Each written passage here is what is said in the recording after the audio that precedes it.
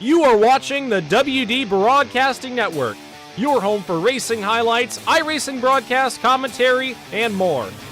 But here comes Jeremiah Woods. He wants to win in the Street Stock Showdown. He's hungry to get up to the front. If you are a fan of short track racing, the WD Broadcasting Network is your home for racing content in real life and on the sim.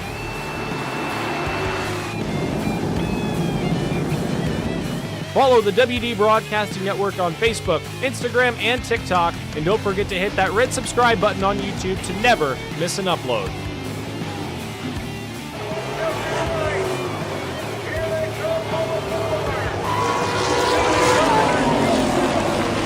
Top spot away, Terzak once again into the back bumper. Thanks for watching. Enjoy the show.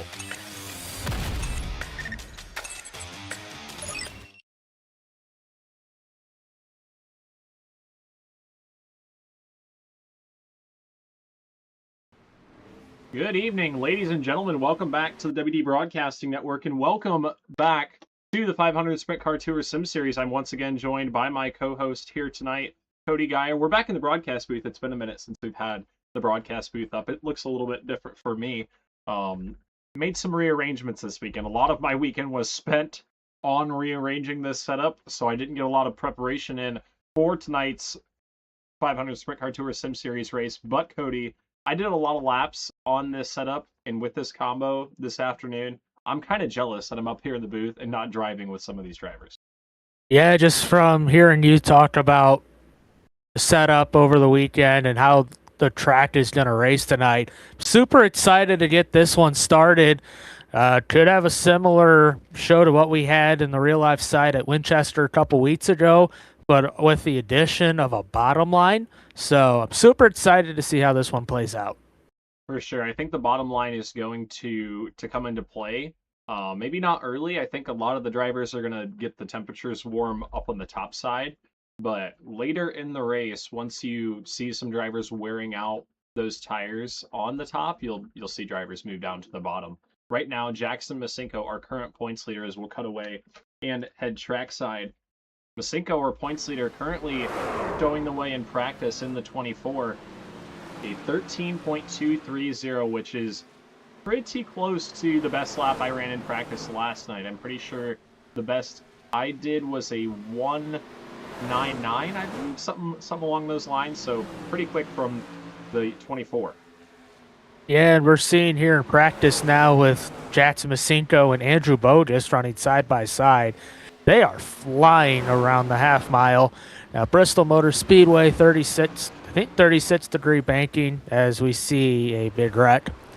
36 degree banking concrete. They are flat hauling the mail here. So far it's looking like this will be a race unlike any other we'll see this season.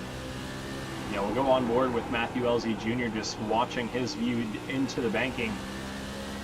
From my testing, it looks to me like you're going to want to drive high into the banking and drive the car down off of the corner. That's going to be the best way around. But we'll see how drivers manipulate it as up off the corner. You can see the 27 not quite able to get the power down, even with the half-mile length, longer straightaways than what we've seen in the past couple weeks, and still struggled to get the power all the way down. Yeah, and here at Bristol, closing rates are lightning quick. So you have a slower car in front of you, you're going to get to them in no time flat. And that's going to throw a wrench into things, as might be expecting some lap traffic, maybe a little bit more than what we've seen with the 500 Sprint Car Tour Sim Series this season. And that'll also come into play whenever wrecks happen. I mean, 2 weeks ago, we went caution-free. Last week at Oswego, not so much. So hopefully we can have another clean race. But as they say, and as we saw last week, yellows breed yellows. Oh, for sure. And when you're in a sprint car rolling through the banking here, it's kind of hard to see when the leader fires. So when you see the green, you just want to go. And everybody has to fire individually. It's not like a double file restart where everybody's tightly packed, they can all launch kind of uniformly up off the corner. They all have to launch by themselves, and We saw that becoming an issue last week at Oswego. We made a bit of a rule change as far as restarts go. Initially, they were not allowed to change lanes. Now they're allowed to pass to the outside. So if a car in front of you doesn't get the best restart, you can make a pass to the outside to avoid a checkup. But we'll see if that is a factor later tonight. Got about 3 minutes left in practice. Let's look at the current point standings as we sit. Masinko is our points leader after last week. Well, I guess we'll have to get the points up.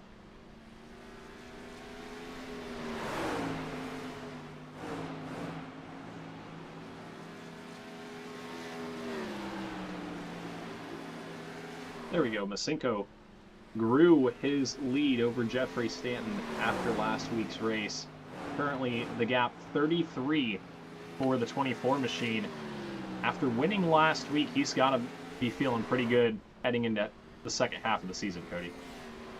Yeah, and if you take the drop week out of it, where I think he finished, ninth at Southern National, he's finished first or second in every other race this season. So that you have that, and you'll become the favorite of any championship. But Stanton now up to second in points, just 2 ahead of Catalone and just 4 ahead of Jonathan Schaefer. So we have a very tight battle for second in points, as you see second, third, and fourth separated by just 4. Yeah, Schaefer creeping up into the picture for the second and third spot right now. I think Masinko is in a league of his own right at this moment.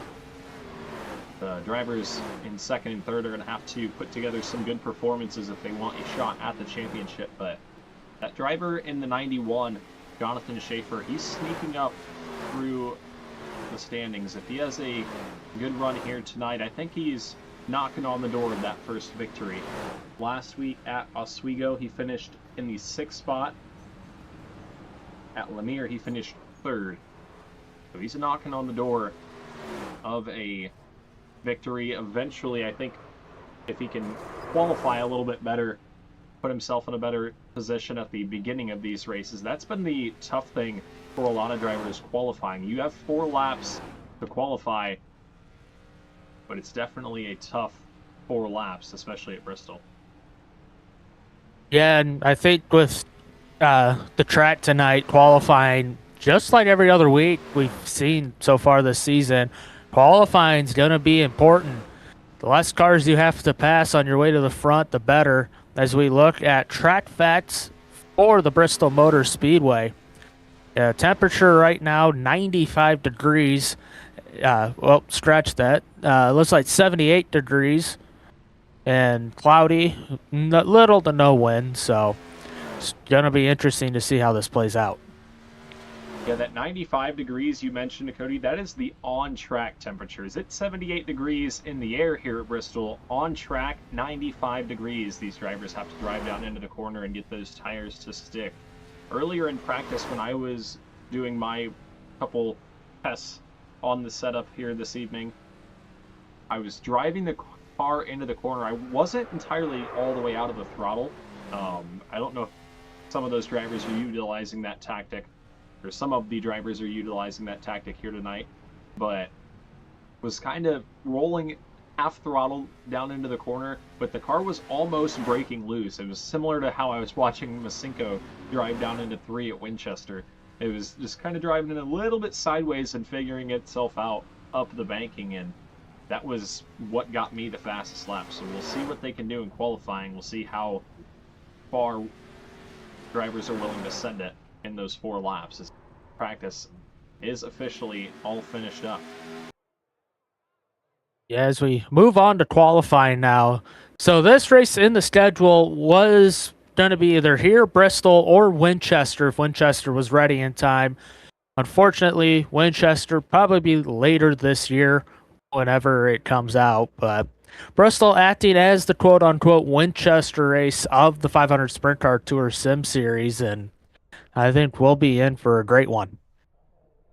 For sure. I'm really curious to see where the fastest lap comes from, if it will be on the top lane or the inside lane. And this is a driver that I am excited to watch qualify. He's been excited about this race, and I'm sure you've heard from him as well, Cody. Noah Longyear in the 500 Sprintcast number 18, trying to get his best qualifying effort of the season right up on the outside wall. Yeah, we were talking over the weekend, and he feels more comfortable on the high bait tracks. We saw him with a top 5 qualifying effort at Southern National, and this is the race he had circled on the schedule more than any others. Feels like he'll have his best chance of winning, as he's sticking to the outside, and he's 4th quick early in the session. Yeah, lap number 2 a little bit better. He's going to try to pick up the pace. Lap number 3, he does, but still 5th quick. Right now, Andrew Bogus top of the board in the 17 as he finishes up his final lap.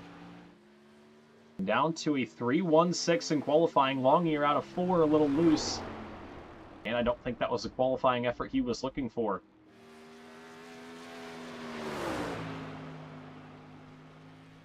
As we see, can't really tell the numbers on that machine, but it's his qualifying run. Andrew Bogus currently sitting top of the board early. He's Brandon Atkinson in the 15. Makes his run. He's 10th after his first lap. But qualifying, once again, very important here at Bristol. And hopefully, as the track widens out, it'll create more passing. But them early laps, especially if we go green early, is really going to set you back if you have to start towards the tail.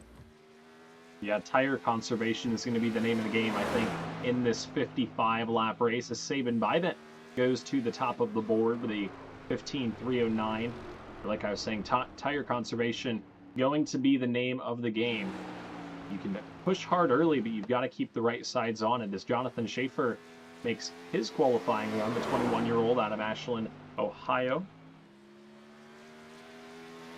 Former Cars Tour winner on the real life side, has experience everywhere from midgets on dirt, the NASCAR Craftsman Truck Series, ARCA. He's driven a little bit of everything over the years, and he's had his strong showings here in the 500 Sprint Car Tour Sim Series. Actually won one of our practice races leading up to the season.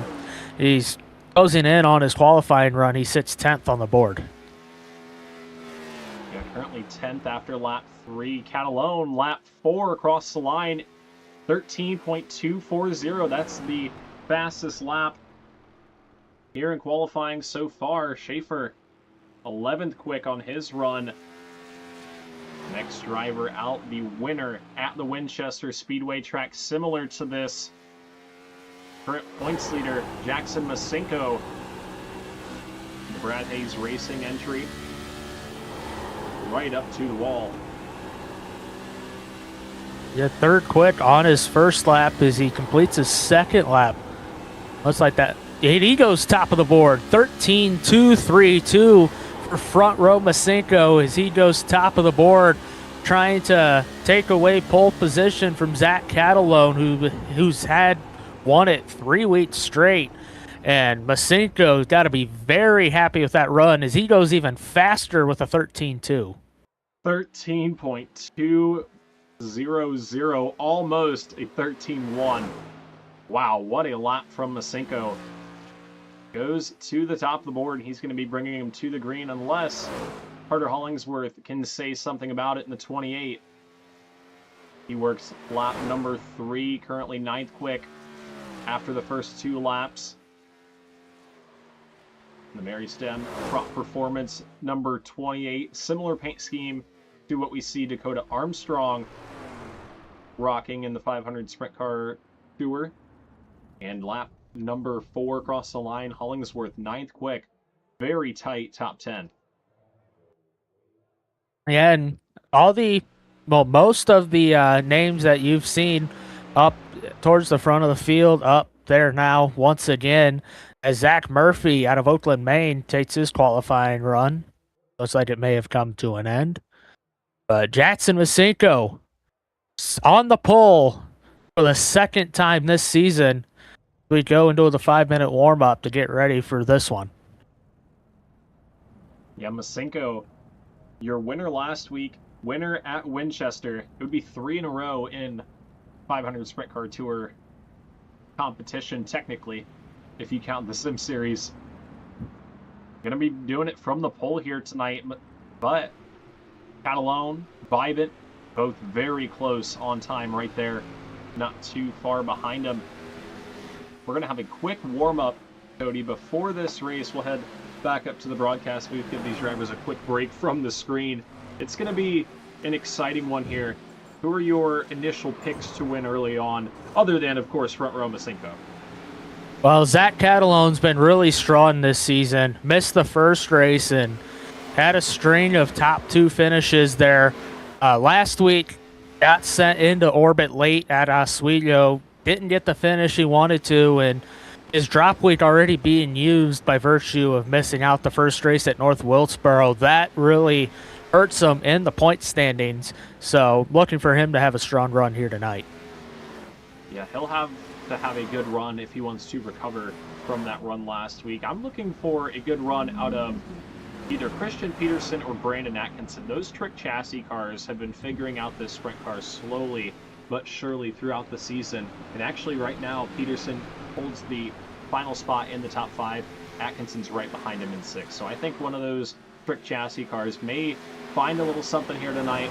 They were fast when the Street Stock Showdown came to Bristol. I think they may have some of that prior Bristol experience and may be able to figure something out, but that's a kind of a long shot. More of a confident money pick. Sabin Biden, that 98. He has been very fast in his first 2 races with this series. That was his best qualifying effort here tonight. We'll see what he can do, I believe, starting from the 3rd spot after qualifying. Yeah, Biden finished 3rd last week at Oswego. Also looking at Andrew Bogus, finished 3rd a couple weeks ago at Langley, 2nd last week at Oswego. So if trend continues, we might see him in victory lane here tonight. But after a tough start to the season, he's really got it picked up here in the last couple weeks and has a couple podium finishes to show for it. Yeah, that 17, like you said, he's been strong. I think if the luck is on his side, we'll see him up at the front. Remember the run at Lanier? He was right there battling for the lead when there was contact with Cole Cavery, which ended up taking him out of contention. But if he can have a good solid run up at the front, avoid any chaos that may ensue, he can definitely be a contender to win, like you said. But we'll head back trackside and prepare for tonight's Bristol 55 lapper and meet our starting grid as the warm-up session has come to a close. It is time to get these drivers to the starting grid. I believe we'll have 19 of them bringing us to the green. And let's meet our starting lineup. Starting with front row, Jackson Masinko in the Brad Hayes Racing number 24. Your current points leader and winner last week at Oswego. You'll have Zach Catalone in the 79, fast qualifier last week. We'll see what he can do starting outside of row number 1. Inside row number 2 in the 98, the Doran Beats look alike. That's Sabin Bybent coming off a 3rd place run last week. And to his outside, it's his best qualifying run to date. That's in the 20 car, Josh Batista. Batista looking for a better run than Oswego last week. Was involved in a wreck early on. Row number 3 on the inside, Andrew Bogus in the Eddie Sachs Racing number 17. And 2 is outside, the Trick Chassis number 75P. That is Christian Peterson. Yeah, row 4 to the inside. Currently 2nd in 500 Sprint Car Tour Sim Series points in the Farlow Motorsports number 94. Looking for his first win this season is Jeffrey Stanton. And 2 is outside in the 64 Precision Motorsports ride. You can see him on the real-life side of the 500 Sprint Car Tour driving the 64 Speed Chasers machine for Tom Brewer. That's Ryland Gray. Inside of row number 5 in the Mary Stem Crop Performance Levi Photography number 28. Didn't see him last week at Oswego. Did not want to drive around the bumpy racetrack. That's Carter Hollingsworth, and 2 is outside. Had a rough go around at Oswego last week. Ended up finishing in the 12th position. That's Petey Soto and the number 53. Starting 11th in the number 27. You can see him in that 27 in modifieds and front-wheel drive competition. It's Matthew Elsie Jr. And to his outside, it's the row of the Matthews as Matthew Rogers starts 12th. Row number 7 to the inside. The other trick chassis entry, that is number 15 of Brandon Atkinson. And to his outside, the Precision Motorsports number 91 of Jonathan Schaefer. Starting 15th into 24, Nolan Cooper to his outside. He's hoping for a better qualifying run. I think he'll have a good long run car that's no longer in the 18. Back behind them, rounding out our starting lineup, Anthony Woodhull in the 81, Zach Murphy in the 29, and Jeremiah Woods in the 222s. Adam Fulford up in the race control booth here tonight as it is time to go. The pace car going to make the hard left-hand turn down onto pit road, and it will be in the hands of Barney up in the flag stand. And the green flag is going to fly, and we are underway and racing here at Bristol. Big jump by Catalone. He'll lead going into 1. Masinko falls back in line to 2nd. Catalone using that outside to his advantage as he'll lead lap number 1. Yeah, Catalone got the launch from the outside lane, able to take the lead from the early get-go. Masinko to the 2nd spot, saving by it right there in 3rd. Now look at Andrew Bogus in the 17, gets by Josh Batista for 4th. Yeah, and side by side for 5th, just behind them between Peterson and Batista. Batista trying to take that spot back on the outside. Now could be in danger of losing another spot to Stanton as they go down the front stretch and into turn 1. Yeah, Batista able to get into the 6th position just like that, Cody. 3 laps into the books. Stanton up to the outside, and now Peterson looks underneath Andrew Bogus, but Bogus gets the run up off of the corner and is able to hold that 4th spot up in front. 3-car breakaway out front. Catalone leads Masinko and Sabin Bybet. Yeah, tire management, a huge factor in tonight's race. Maybe that was part of the plan for Masinko. If Catalone wants to lead, go ahead and let him. But everybody goes to the outside, to the top side early, and looks like Catalone lead the way early. Yeah, the outside lane definitely looks to be the preferred groove as Noah Longier able to get up in front of Jonathan Schaefer right there. Longier up 5 positions from the initial start. He's trying to move forward in that 18 and make up for that qualifying run. Yeah, talking over the weekend as he picks up another spot, this time from Peter Soto to crack the top 10.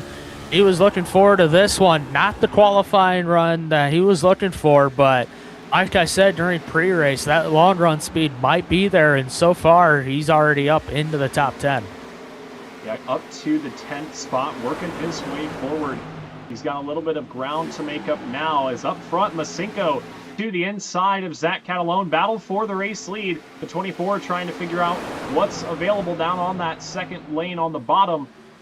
But Catalone uses the top lane. And now here comes Sabin Bybet for 2nd. Yeah, and that's the issue here at Bristol. If you're one of the early ones to go to the inside, you can't make it work. You might be losing spots as we see Bogus go all the way to the bottom trying to take the 3rd spot from Bybent. We stay single file through 3 and 4. Yeah, Masinko got up in front of Bybent right there as we got a caution on the racetrack. Not sure what happened there. But I see smoke down into turn number 1. See what happened. Let's watch. I think it may have been the 27 of Matthew Elsie Jr. sideways down into 1. And then sideways up off the corner. I think that was it for the 27 machine. You can see the caution flag does fly. He was battling with Nolan Cooper in the 24C when that all occurred. Let's try to get a better look at that on board with the 27 of Elsie. This is the lap prior.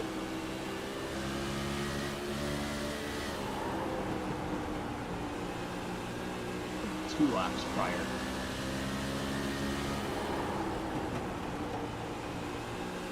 But that'll bring us to a slow Cody.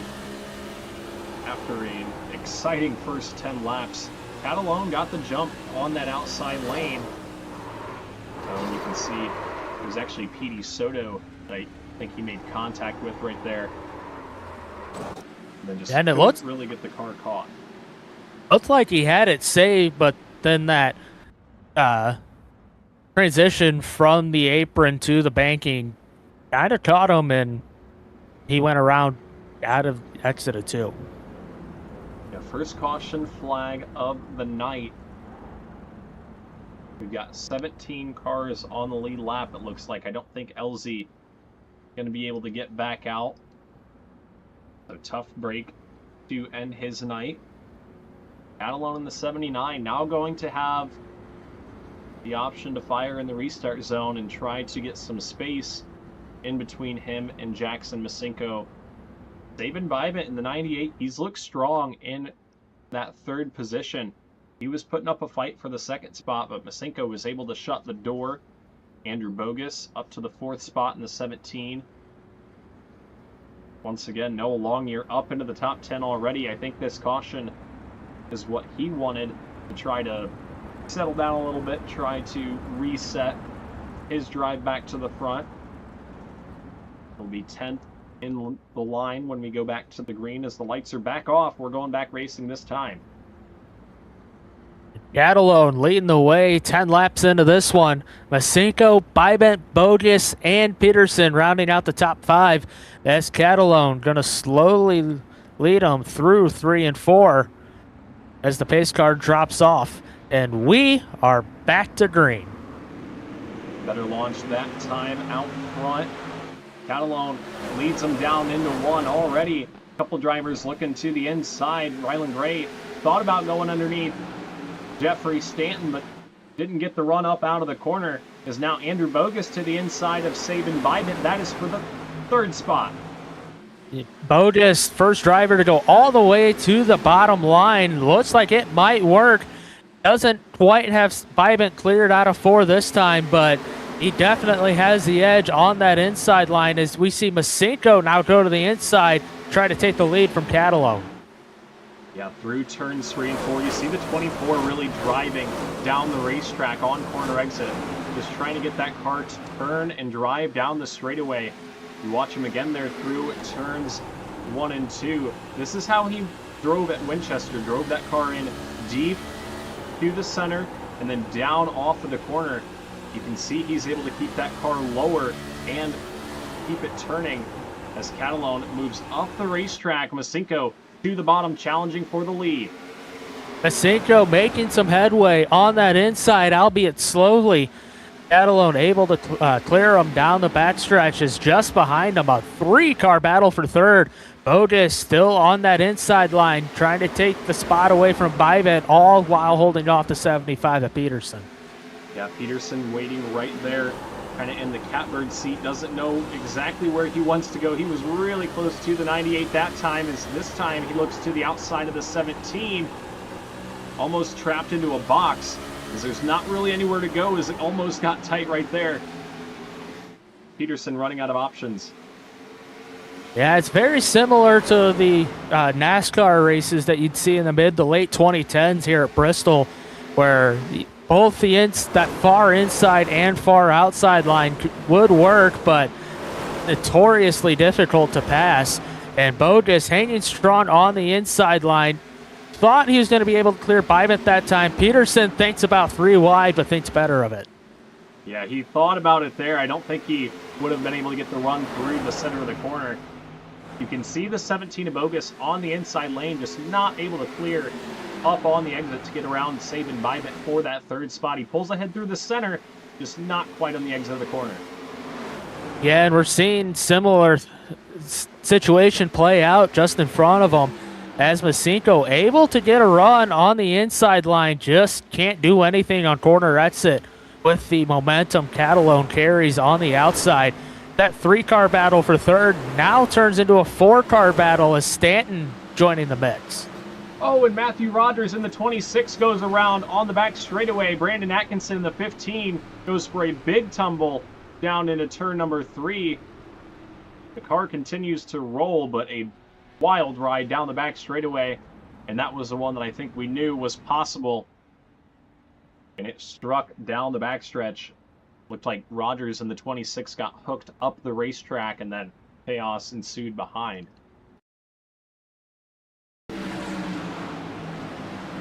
Go to the KG Media replay. And just a little bit of contact sent both cars into the wall and into the air.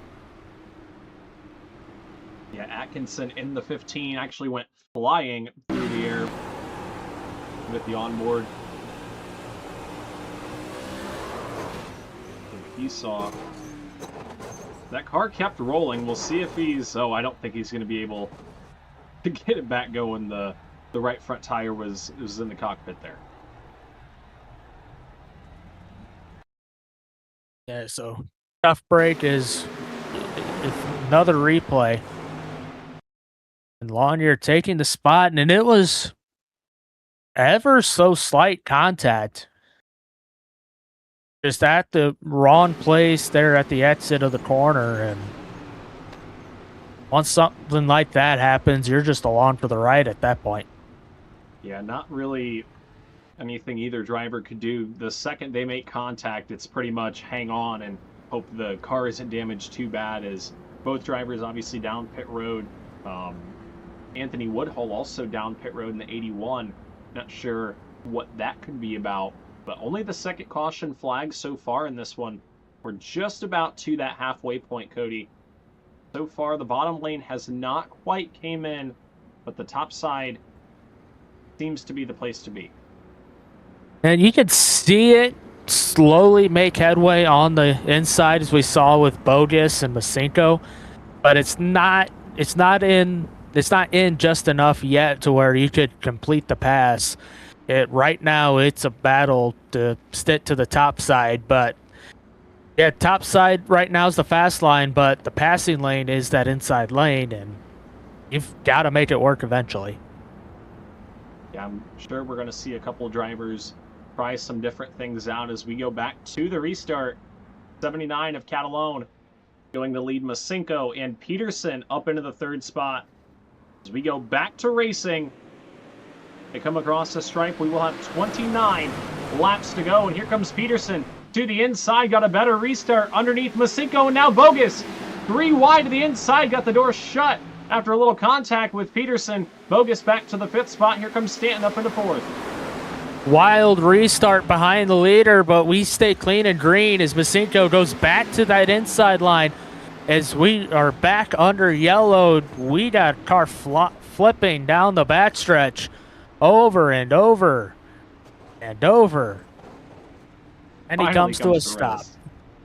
That's Petey Soto in the 53. I think Nolan Cooper was also involved in the 24. And like you mentioned, Cody, cautions breed cautions. And that was a product of that right there.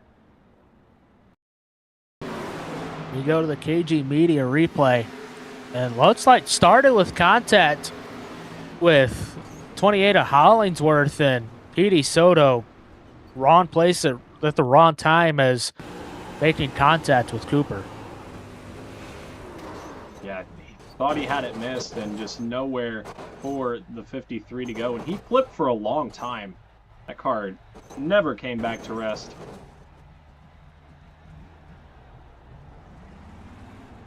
Was able to drive it back to the pits. We'll see if he can get that damage repaired. Let's look at the initial contact between Hollingsworth and Cooper. I think that is what initially started this whole ordeal.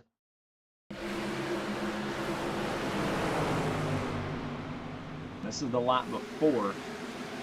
I'll watch the 24.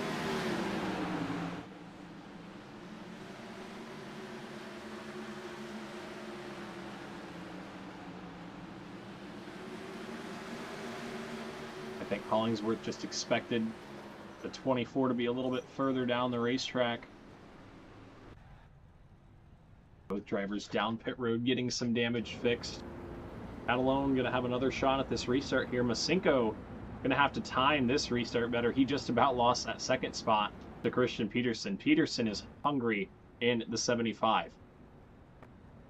Yeah, and starts and restarts have been a struggle for Masenko so far. I mean, lost the lead on the initial start, nearly lost second on that most recent restart. But meanwhile, just behind him, Christian Peterson having a strong run tonight as he finds himself in third. Yeah, best run of the season so far for that 75 machine. Currently looking at the standings, he is fifth with 2 top 5s, still looking for that first podium. But right now, the way he's running it, it's looking like it could come here tonight at Bristol. We'll see what happens as the lights are back off once again. They're lined back up through turns 3 and 4. And we're going to go back racing. Just over 25 laps to go. It'll be 27 as we're back into 1. Yeah, Masinko with a much better restart as they battle for fourth behind them between Bodis and Stanton. Bodis on that inside line like he's been all night. And both of them starting to reel in Peterson. Yeah, Stanton on that outside lane trying to get to the outside of Peterson, almost into the outside wall there, as now Masinko almost looks to the inside of Catalone. Little bobble out of the 79 there. Masinko really putting the pressure on now. We've got 24 laps to go. A little flip of the apron right there. Doesn't get the drive up off the corner that he needs. Yeah, trying to go to the inside again, but now Peterson, Stanton, and Bodis all right there. One little slip up or can't make the move, and he could be in danger of falling even further back. As we have contact, Stanton in the wall. Looks like we stay clean and green, but Stanton and Bodis get together down the backstretch, and Stanton about to lose another spot. Yeah, Stanton's got a handful. I think the toe may be knocked out of that race car. Is up front, Masinko looks to the inside. Stanton able to recover in the 6th spot. We're green with 20 laps to go when they come back to the line. Your top 2 have gotten a little bit of a breakaway over Christian Peterson. But now, can Zach Catalone hold off Jackson Masinko, who is right there to the bottom? Masinko trying to make the inside work. It's been an issue all race, but he continues on. Catalone on the outside, able to hold him off. Nearly contact at the start-finish line as Masinko goes back to the inside to try to take the lead away. Yeah, tries to drive it right there through the center of the corner. Just not able to get the power down up off of the corners, and Catalone able to hold that top spot on exit. But can Masinko just put enough pressure on and force the 79 to make a mistake? Running out of laps here as the 24 is loose on the bottom. Gonna allow Catalone to catch his breath for a moment as Masinko tucks back in line. He'll have to try another plan of attack and come back to 16 laps to go. Yeah, had a big run middle of the corner last time. Once again he does. He's able to get to about the start of the front tire of Catalone, but nothing more as the momentum on the outside propels Catalone to the front. Now Masinko dead even middle of the corner, but once again that momentum tough to get by. Yeah, I think Masinko is going to have to try to turn underneath of him on corner exit and drive even on the straightaway and maybe slide job him into the corner. We'll see how he's able to do it, but he's definitely right there. And with 14 laps to go, I think we're going to see every ounce of effort that the 24 has. He's going to leave everything on the table here. And what's this going to do with tire wear? We're talking about tires, how important they are during the pre-race show. With the line he's running and how hard he has to run to try to get around the 79, as he's able to pull ahead of Catalone a little bit in the corner. Catalone with the run on the outside. Masinko trying to make it stick this time out of 4. Yeah, and as these two battle with 11 laps to go, look back behind him, Christian Peterson closing the gap in the 75. He was 2/10 quicker last time than Jackson Masinko. Just trying to reel in your top 2. We have 10 laps to go. Masinko still right there on the back bumper of Zach Catalone.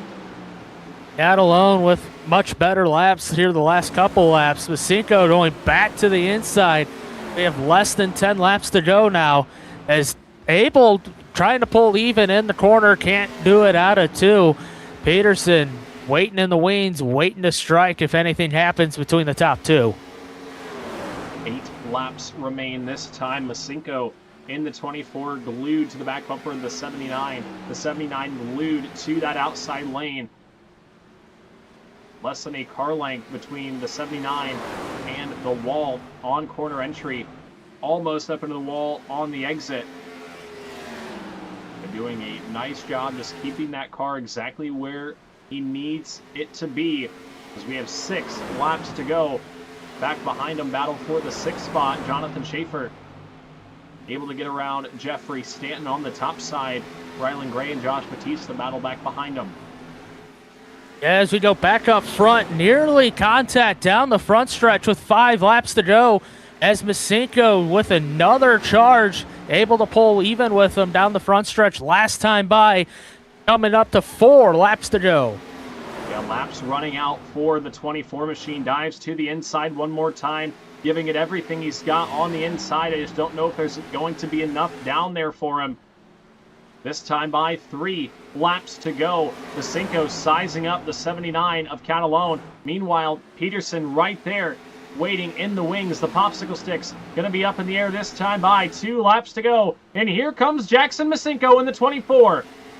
Masinko not all the way clear down the front stretch. He'll throw it into the inside one more time as they go back into 3. Masinko trying to gear up for one more run. Here comes Peterson as they come to the white flag. Final time around here at Bristol. Catalone tries to close off that inside lane. Down the back straightaway. Masinko with a big run down into 3. The 24 up the racetrack. Nearly contact, but it's going to be the 79 of Zach Catalone picking up the victory. Just barely over Jackson Masinko. Christian Peterson rounds out the podium in 3rd. And man, Cody, what a race. Catalone got the jump on the start and was able to hold off that 24 machine all 55 laps, and boy, did he have to work for it. Yeah, we said the inside line's going to have to be the passing line, and Masinko did everything and some to try to make that inside line work to get by Catalone. Just not enough there at the end, as Catalone able to pull out the win by just over 7/100ths of a second. Yeah, Masinko was sizing him up those final couple laps, trying to get a big run up out of 4. And that really was a crazy race there. We'll get him up into the broadcast booth. Our winner for the 2nd time this season, Zach Catalone, took the lead on that initial start. For the 3rd time this season, I guess. Sorry, I'm getting my facts straight. Took the lead on that initial start, and you were able to hold off the 24. Tell me about those final 10 laps and just how much pressure the 24 was putting on you. He was definitely putting a lot on. I just knew I couldn't make a mistake up top or anything, and he really couldn't do anything. It's kind of sadly what I expected the race to be like. Just Bristol's always top dominant. That's why they put resin down in real life. We need kind of some extra grip down there so we can get a little more multi-group. But yeah, he kept it close, kept me honest, made me have to make sure I didn't make any mistakes. I knew I had to get the start off the green or I wasn't going to be able to pass him. Yeah, now looking into the points, you were 3rd coming into this one. You already had used your drop week, and then after last week's wild ride, just got a bit of work to do to catch back up in the points. Just how big was this one, and how much does the points race now play in your season with 4 left? Just got to keep winning. Got to qualify, pull, and get the extra points as well, and whatever extra points are up on the table if there are any. This one definitely was big because I've only raced here like once. I typically don't race it because that one I did, I just couldn't pass anybody. If they were running the top good, you couldn't get by. So I didn't really have many laps here. Got home late, didn't get to test much. Ended up getting that start off the green, and that's really what saved me right there. Just how did you size up that start? I mean, you know that the top lane is going to be good, but how did you first off, size up that start and then just maintain that outside lane. I mean, I did a lot of practice laps here. It's not very difficult to just step over on the cushion and get the car up into the wall. How did you keep that all together? So to answer the first part, just playing the game long. They have the green mark at the same spot if you wait till green, so I just knew exactly when it was going to come out. So I was ready to time that up. And then the other part, I think I got lucky, to be honest with you. I mean, it's hard to be able to just stay consistent up there, not overdrive it, get into the wall, or get on it too soon and you have to lift because you get tight at the exit. I somehow hit my marks, just kept trying to make sure I lifted into the entry. If I didn't lift like all the way off, I could push my nose bad, so I really needed to make sure I was fully off throttle going in just for a second. Yeah, it was definitely very line sensitive here tonight. Real quick before we let you go, who do you have to thank for another victory in 500 Sprint Car Tour Sim Series? Just you guys for broadcasting it and putting the season on. Yeah, it's been a lot of fun. I know that me and Cody have had a lot of fun up here in the booth calling these races. It was a lot of fun to watch you hold off Masenko here tonight. So congratulations on win number 3 this season. Thank you, sir. Well, Cody, that was our winner. I thought it was his second win this season. I kind of forgot about that one at the fairgrounds. It snuck up on me there. But win at number 3 this season, and man, I think that one was the most hard fought out of all 3 of them. Yeah, he had no time to breathe at all for any of the 55 laps. Had Jatson Masenko all over him, all over the tail tank. As speaking of, we bring in Jatson Masenko after a second place run. Just, you're trying to make that inside work the entire race. Just what more did you need? An ability to pass. Like, I don't know. That's just kind of, unfortunately, that's just kind of how Bristol goes. It felt like I was rewatching like a 2010 or 2012 Bristol NASCAR Cup Series race where you literally just, it seems like can't pass the guy on the top unless you move him. And like, I'm not going to move Zach. He didn't put a wheel wrong. He got me on the initial start, which I don't know. I understand why iRacing implemented the rule where you have to go on the actual green flag, but then that puts, I feel like, me or just the leader in general at a little bit of a disadvantage at top dominant tracks. So I knew it was going to be a struggle to begin with to keep him behind. And then I was hoping he'd make a mistake, and he never did. Realistically, that's what I needed. I felt like I tried every variation of a cut down line or rolling the full bottom or trying to even drive it in deep and stay alongside him. And I just never was able to really get that final push that I needed. Yeah, it was tough to pass throughout the field. Like you said, it always is here at Bristol. You were making it exciting though. You were sizing him up those final couple laps, like you said, trying different cut down lines, trying different almost slide job maneuvers at some different points. And the only question I have from Winchester a couple weekends ago, did any of that kind of driving technique fall into the seat here tonight? Maybe a little bit from the standpoint of when I was early in the week and my teammate Noah was texting me telling me what line he was running, and I was originally like 2/10 off of him because he was committed to the bottom, and I was like, I can't. I'd have to run the top. So when I started running my own lines, I started getting a lot faster in practice and stuff. Maybe the just being used to running the top at Winchester made me a top feeder. I really don't know, but I don't know. I would like to say yes, but really I don't think so.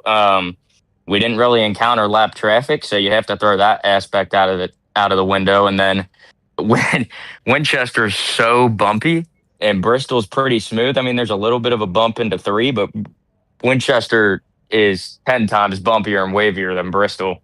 on the actual old, worn out pavement. So I don't I don't really think so. I'd like to say there was a little bit of a carry crossover, but not really.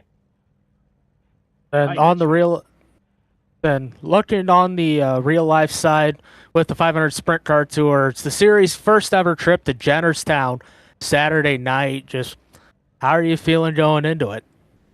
Excited, always excited to go to a new venue. It presents obviously a challenge for the drivers and the teams. Granted, I know quite a few of the guys that we'll be competing with on Saturday night. They ran there not too long ago in a Silver Crown car, so they've got some experience. But the Crown cars feel like absolute boats compared to the Sprint cars. They're so much heavier, especially with a full fuel load. Um, Honestly, when you hop back in a Sprint car afterwards, it kind of feels like a go kart. So I don't know how much of an advantage that really gives them outside of knowing their basic braking markers, and maybe the basic line, but I get the opportunity to watch a little bit. I've watched as much onboard footage as I have of just every car possible, and then get the opportunity to go back and watch that old Silver Crown race on. I say old, I think it was a year or two ago. Watch that on Flow Racing and just kind of see what all the drivers were doing. So I'll be as prepared as I can be going into the event, and I'm excited to go to a new venue. Yeah, I'm excited to watch that race there. Jennerstown is one that I've liked for a lot of years. I wanted it to come to iRacing because I think it would be a fun track to drive. Just the speed going down into the corner. It's a big, not flat, but not high bank track that has a lot of speed and you're really able to carry a lot of speed there. So I think it's going to be an exciting race Saturday night. Who do you have to thank, Jackson, here tonight for a second place run in the Sim Series? Got to thank all my real world sponsors. I think I did that last week too.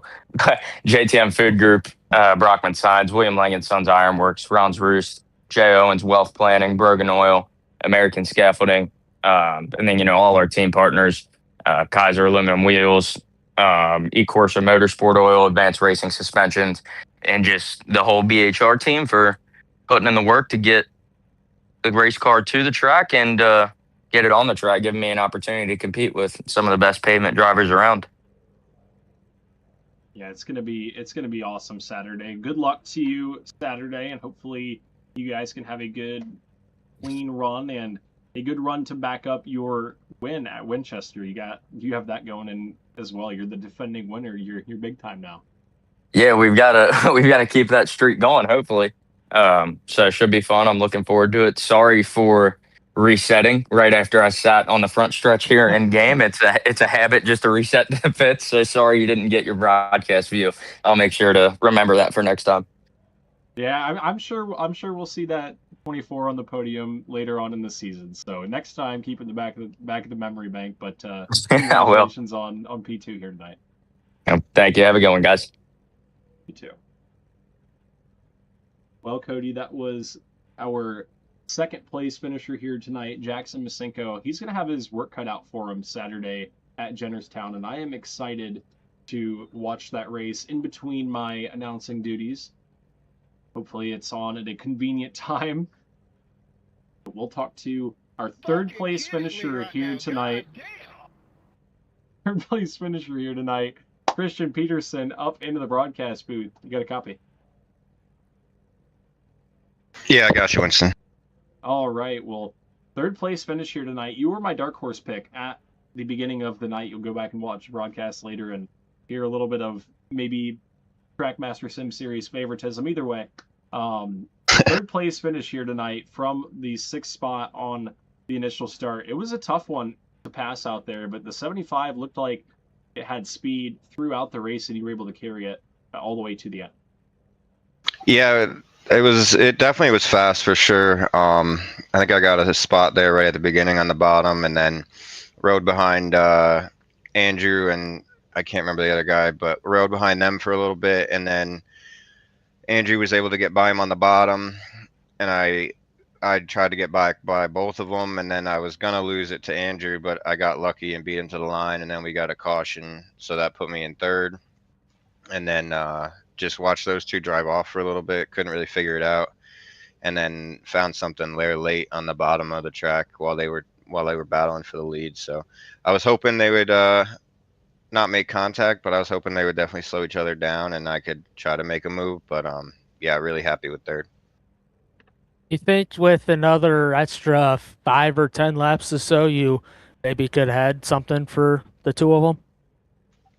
Maybe. I mean, if they kept battling like that, I was definitely gonna try to stick my nose in there.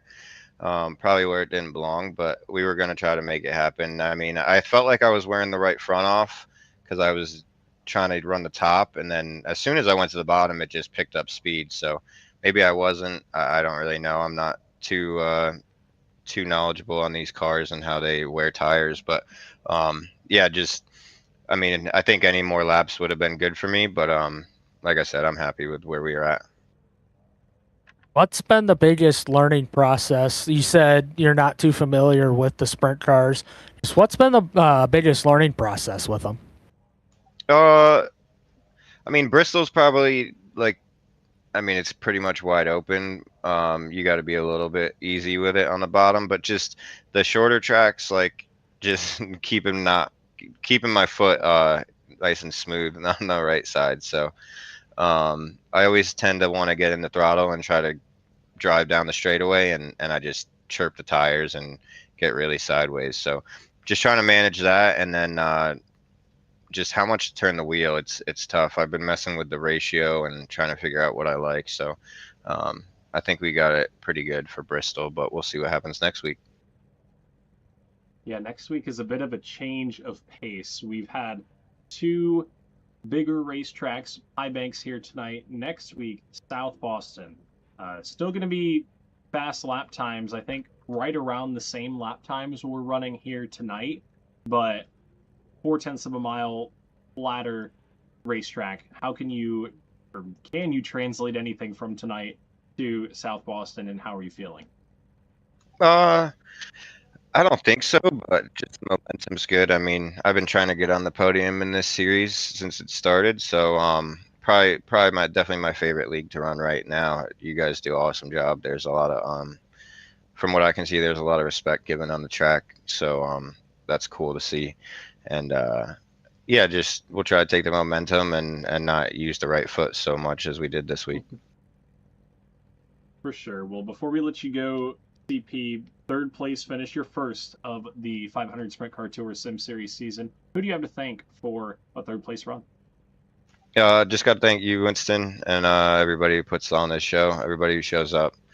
It's a pretty good handful of drivers there. It's a lot of fun to race with them. So then everybody at Trick, Brandon, especially Brandon, he comes out and races every week. We have our own mini like championship going for like 6th or whatever in the points. I don't know if he finished tonight, but we'll be back next week. And then just everybody, yeah, like everybody at Trick. So thank you guys.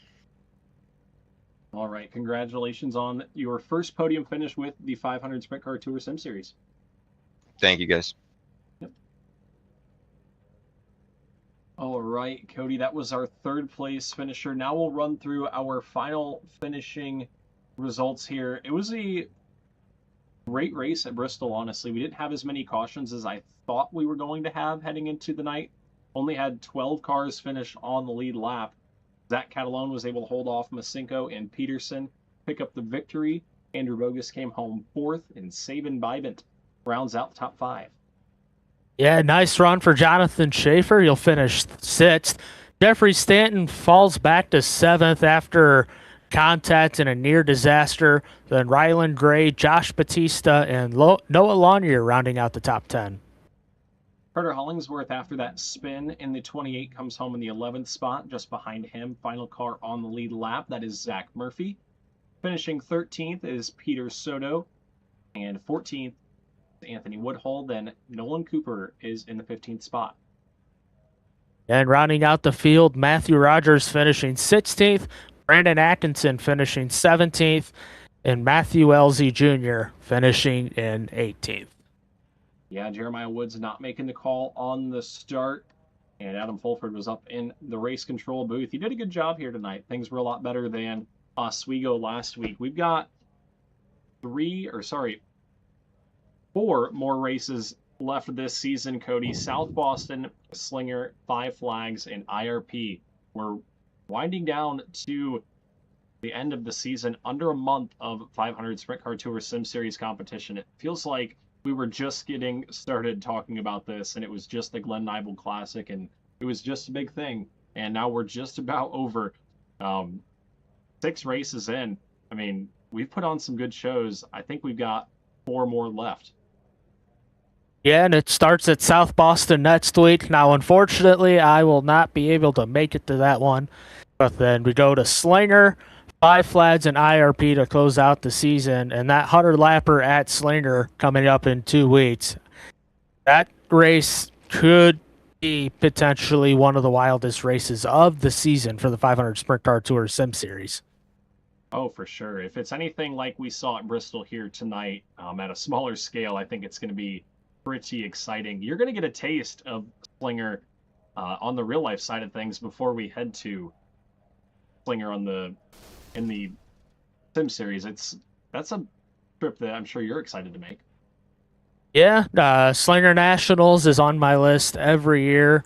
And once again, getting to work the race. It's one of my favorite racetracks in the country, one of my favorite races in the country. So Slinger Nationals next week event, I'm super excited to be able to attend. And then, yeah, it's unfortunate that same night as 500 Sprint Car Tour Sim Series at South Boston, but looking forward to getting back in the booth here in a couple weeks for when we go to Slinger on the Sim side.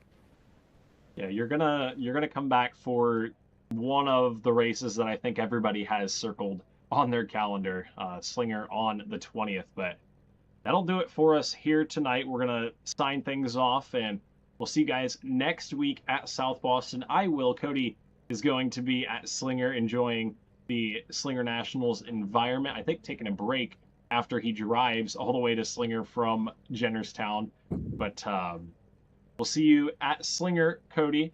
And thank you for joining me up in the booth once again. Check out Cody's page on Facebook. It's linked in the description below. Check out the 500 Sprint Car Tour on Facebook as well, also in the description below. But thank you guys for watching. I'm your host, Winston Neal, alongside Cody Geyer. Going to sign it off from Bristol. Hit that red subscribe button for more, and we'll see you guys next time on the WD Broadcasting Network. Peace out.